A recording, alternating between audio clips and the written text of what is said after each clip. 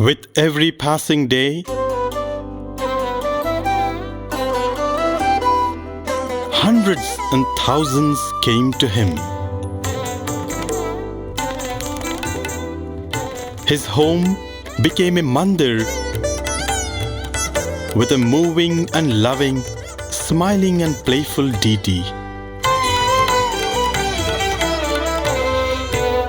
Yes, it was him and only him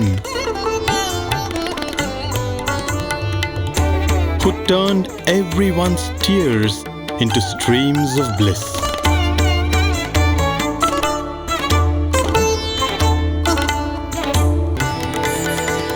As the bud blossomed to reveal 1,000 petals,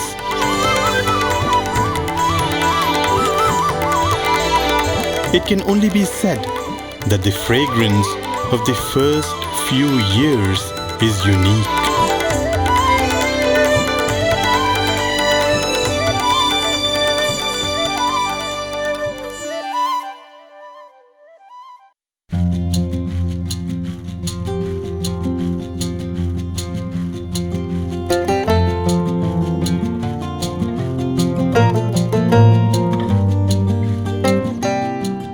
Invariably, every day, Swami would come and tell the ladies who would prepare food, "Ee roju inni chuttalu ostunnaru," Swami would say. Very beautiful. Chuttalu in Telugu means relatives. Swami would not say Bhaktulu ostunnaru. Swami will not say devotees are coming or visitors are coming. Swami would say chuttalu ostunnaru. And Swami would say these many number of people are coming, prepare food for them. So never it happened that they prepared less. And if at all it happened, Swami was there to say Akshaya and would multiply. And even during dinner, when it is bright and sunny, there is one kind of leelas that can happen. When it is dark, different kind of leelas can happen.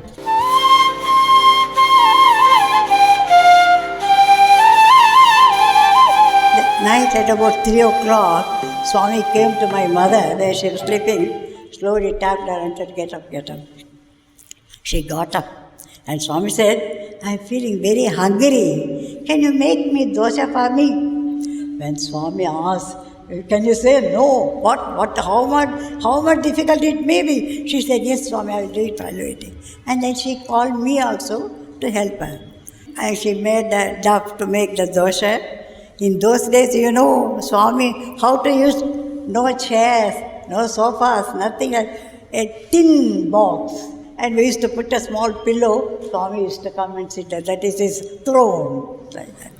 So when she was about to make the dosa, Swami said, see, you should not make noise. If it makes noise, everybody will get up. And Mummy was shocked. "Swami, what are you saying? If I make dosa, it will make noise. Without noise, how come I?" Then Mummy said, "Swami, I am going to make the dosa. It is your duty to see that it doesn't make noise." Okay. She made the dosa. There was no noise at all. And Swami happily ate 3 dosa and went back. So next day, Swami sat for his breakfast. And there was one lady called Sakama who used to take care of Swami. And we kept all the breakfast other day. Swami was about to take his breakfast. Then he started doing like this. We know what game he's going to play. We know very well. Oh, come on, now we are going to get into trouble. Immediately Sakama came running. "Swami, what is wrong with you?" Stomachache. With a serious face, as if he's really having pain, pretending like that. He said, "See, this Radhama last night woke me up at 3 o'clock and made me eat 3 dosa. Then we were really so surprised, we were so shocked when he's saying that. What can we say? P.V. Krishnamurti, I'm mentioning his name because P.V. Krishnamurti was one of the relatives of Karnam Subbamma. He and his brother-in-law, his name is D.N. Krishnamurti. These two were the people who built the Naga shrine you see opposite the Ganesh Mandir today. Swami would take a small lamp and come walking all the way to Subbamma's house just to see them and see if all of them are settled. So P.V. Krishnamurti's mother, she had prepared the food. There was some sambar rice and curd rice. So she made all the children and grandchildren sit around, and she was putting a morsel of food in each one of their hands. Right? This is a very common sight in some of our Indian families. So there was this family dinner going on, and Swami would come and Swami would see this sight. It's all dark. So Swami would put off the lamp and sneak into that crowd, into that small group, and he would put his hand and he would eat. And suddenly the mother would hear, today food is very nice, in a different voice, and when she looks up, it'll be Swami who will be laughing. Or sometimes when she is giving food, somebody will hold the mother's hand tightly, and she'll wonder who's this boy who's doing like this, and then Swami would laugh out aloud. Or sometimes when people are cooking food, dinner, Swami would sneak behind and close their eyes from behind. Many of these little things which are very common in families, but Swami did not merely say Chuttalu because he was behaving like that. These were the people who belonged to Swami. And after they complete their dinner in this manner, it was time to sleep. In the Patha Mandiram, the beautiful thing was Swami was everything. So when everybody would go to bed, Swami would take a torch and he would go around. Why? To see if there are any snakes and scorpions, because they used to live with the snakes and scorpions around. So Swami would go around to ensure that none of these creatures are coming close by. And that was another miracle which the devotees had noticed, that there were so many of these creatures around, but not once a devotee had a complaint of, I had a snake bite, I had a scorpion bite.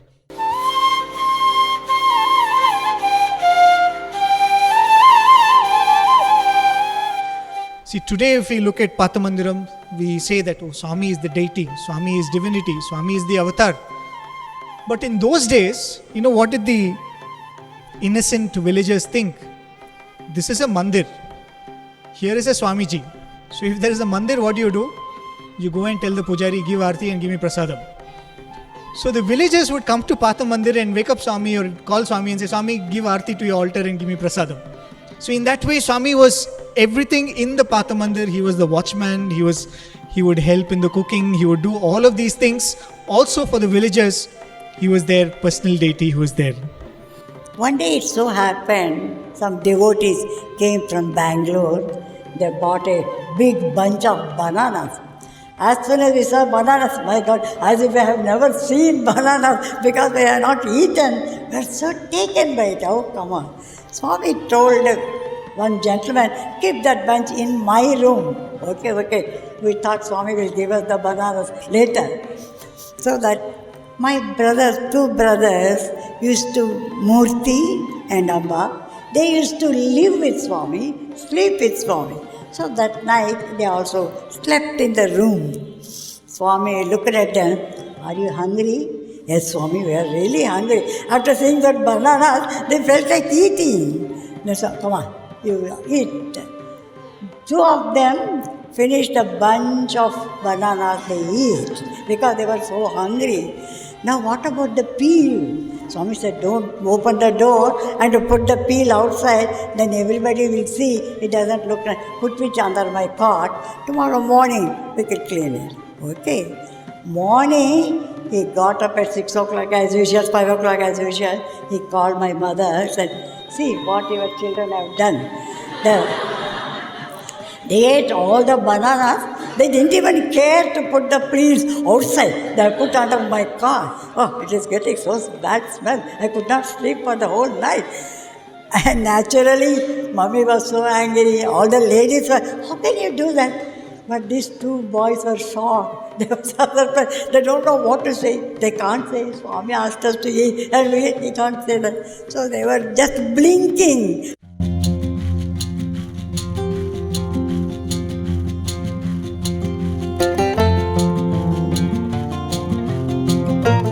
Brother Prem was saying how Swami would go around and look out for the scorpions and snakes.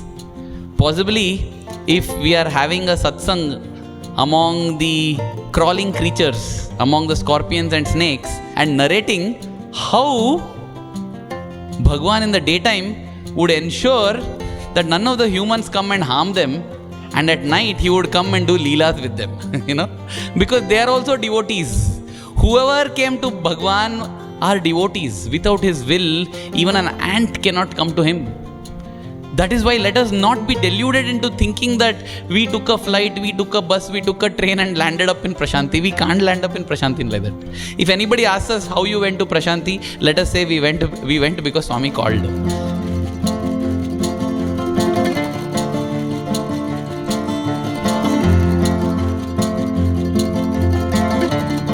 Anything that is dear to Swami became dear to the devotees. So whether they liked bhajans or not, because Swami likes bhajans, they would do bhajans. And as I said, Swami would sit for 2-3 hours for bhajans. And when Swami sits for bhajans, Bhagwan would start sweating profusely. Because there's no fan, there's nothing. And people will come and heap garlands on him. It's amazing. But Swami would sit and his robe would be dripping wet. He would go and change.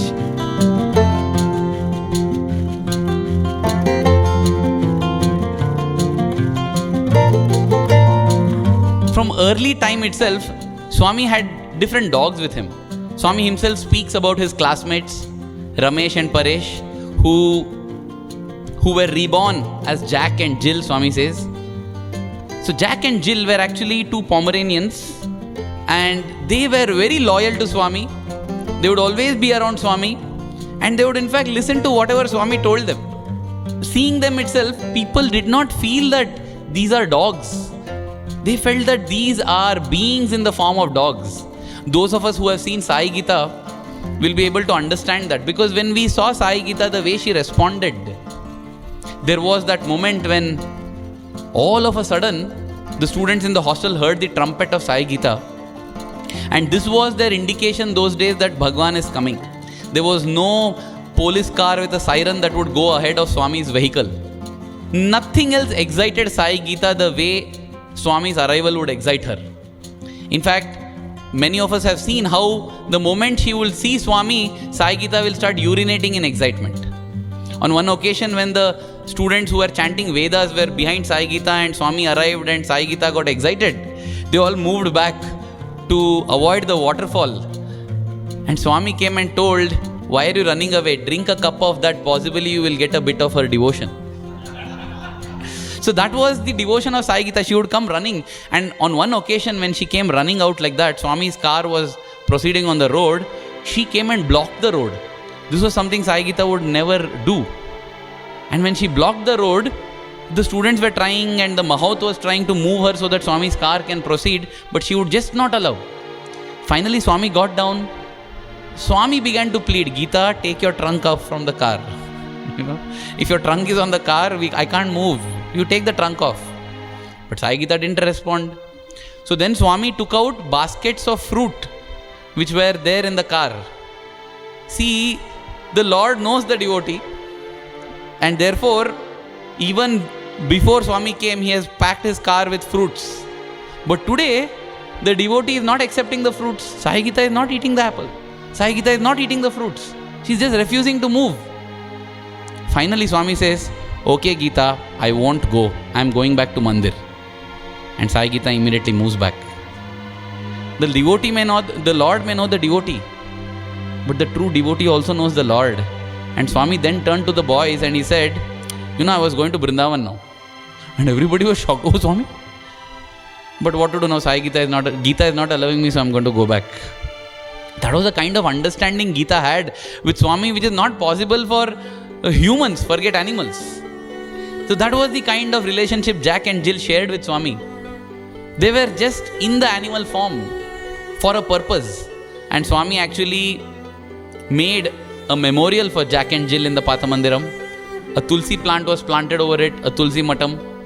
And that is the love of the devotee for the Lord for the devotee. I'm sure Jack and Jill went up the hill, never to come back again, because they were one with the Lord now. Jack and Jill were Pomeranians. After Jack and Jill, as Professor Kasturi records in the Satyam Shivam Sundaram, there were Lily and Billy, Chitty and Bitty. Somehow they came together, I think, always in pairs. And then there were the Cocker Spaniels, Minnie and Mickey, Honey and Goldie. And there were also the Alsatians, Rover and Rita, Tommy and Henry. Apart from taking the devotees to Chitravati, he would also take them for picnics, many picnics.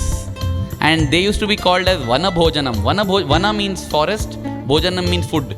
food in the forest. Picnic means, again, fun. Different ways of doing the same fun. You know, Swami gives variety. Just like Swami says, it's the same sugar, but you have jalebi, Mysore pak, jamun, laddu, different sweets. So that you get different flavors. The same sugar you eat in different forms. So the same sweetness of Bhagwan, the devotees would experience in different forms. In Patamandiram, on Chitravati, during picnics. And the same things, the Leelas, the Mahimas. In fact, Miss Leela, her name is also Leela. She is the daughter of Lokanatha Mudaliyar, whom we will hear about again and again. He is associated with the Gindi temple, Shirdi Baba temple. He was one of the earliest devotees who came to Bhagwan. So Miss Leela records that once when they had gone for a picnic like this, it began to rain and pour. There are many occasions when Bhagwan has willed the clouds away. So this time what Bhagwan did is he pointed out to one area where there was a rock jutting out from the hillock. Swami said, let's take shelter under that. But as more and more people started coming, that rock was not jutting out sufficiently. And therefore, Swami just raised his hand and pulled the rock. Pulled it as if it was some extendable roof, you know. And pulled it till how much ever the devotees needed to be sheltered. Gopala Bala Sai, Gokula Leela Sai, Gopala Bala Sai, Gokula Leela Sai. Of course, the other thing that would happen is the devotees would enjoy swinging Swami. Swami would sit on the swing. The swing would not be some modern fabricated one. They would take two ropes tied to a tall branch of a tree and put a piece of wood in between, and Swami would sit and Swami would tell them to swing. Rakshaka Sai, Gopala Bala Sai.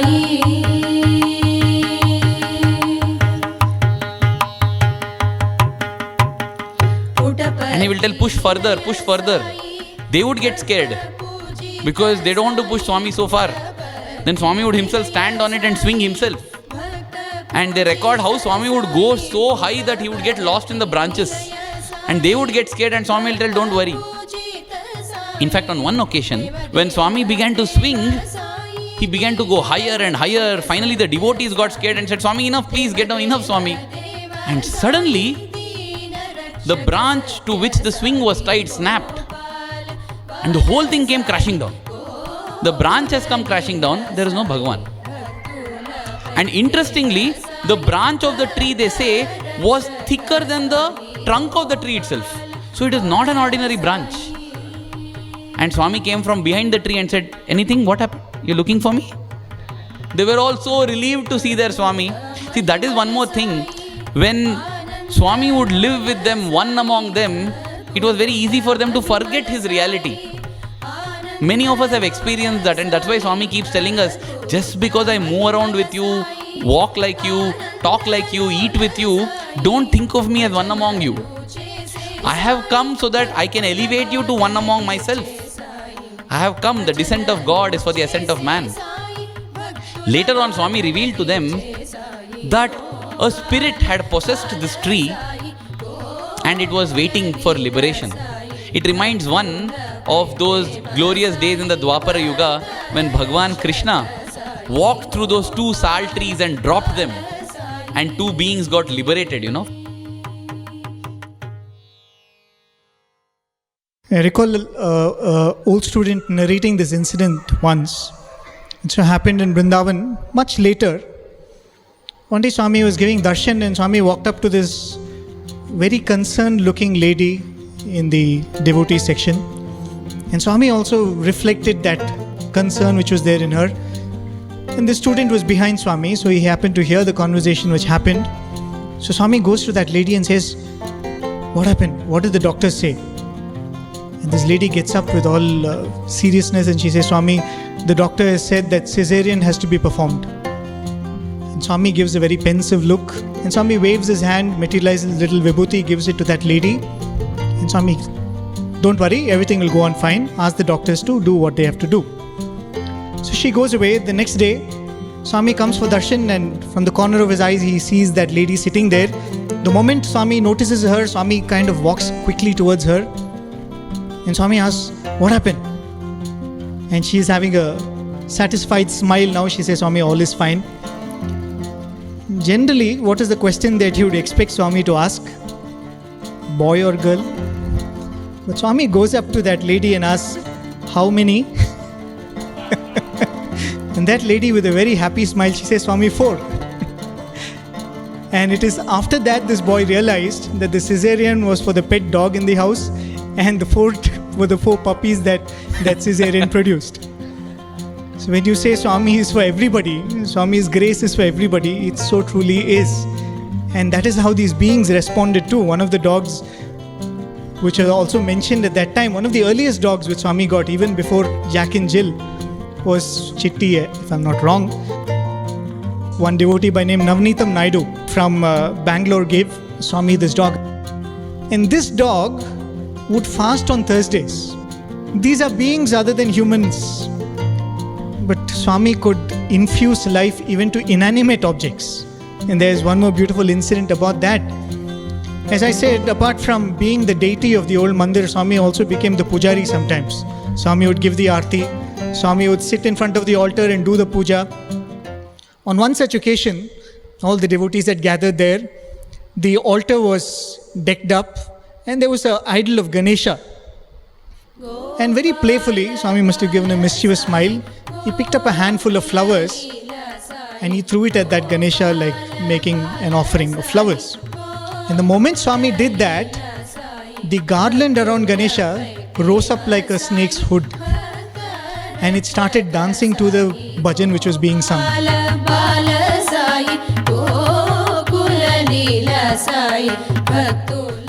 And everybody who was sitting there was seeing this, and Swami was smiling. And it went on for an entire bhajan or maybe for some time. And then Swami again took a handful of flowers, threw at it, and it subsided. So he was for the beings other than human beings, as he said, scorpions and snakes and dogs and cats. He was also for inanimate objects. He would make them come alive and bless them maybe. He was also for beings which had moved on from this world. Because one of the other events which would happen very, very regularly is they would bring devotees or people who were possessed by ghosts. It used to happen so often that almost everybody who has come to Swami at that time have witnessed at least one event like this, where the villagers would bring a lady or a man who is possessed, and they would bring him to Swami's or her to Swami's presence. And what would Swami do? Typically, Swami would go to that person and Swami would start conversing with the spirit. Swami would ask, where are you from? Why have you come into this body? And what these devotees had noticed was, on many occasions, these were all humble villagers, unlettered, uneducated. But sometimes these villagers would start singing praises of God in chaste Telugu, in languages which the villagers themselves don't know. They would start singing songs. And sometimes when they could understand what that conversation was, they heard the spirits telling Swami, Swami, we have come to have your darshan. We found that this is the only way we can come to you. We have come to you through this body.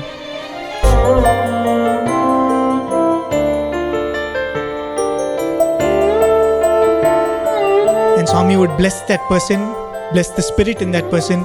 And of course, Swami would do some other rituals, like you would pluck a hair and you would make a talisman with it and give it to that person.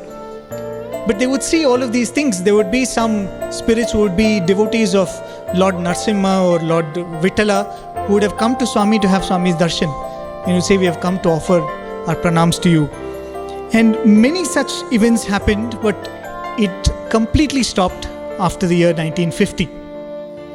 When Swami inaugurated the Prasanthi Nilayam and Swami moved here, Swami declared that whoever comes into this ambit of Prasanthi Nilayam, if they are possessed by any ghosts or spirits, they will be relieved of it. Swami does not have to do this. Actually, Swami never had to do it. Right? Swami never had to perform any ritual to effect any grace. But Swami was doing that, but Swami told, henceforth, nothing like this needs to be done. You just bring that person here. The moment they step in, they will become calmer. I don't know about people who are possessed, but how many of us walk into Prasanthi Nilayam and become calmer? The being possessed of anger, we get calmer. Being possessed of jealousy, we become calmer. So that blessing of you step in and you will become Prashantam was not only for people afflicted by inner enemies, but even for those who are possessed by these spirits.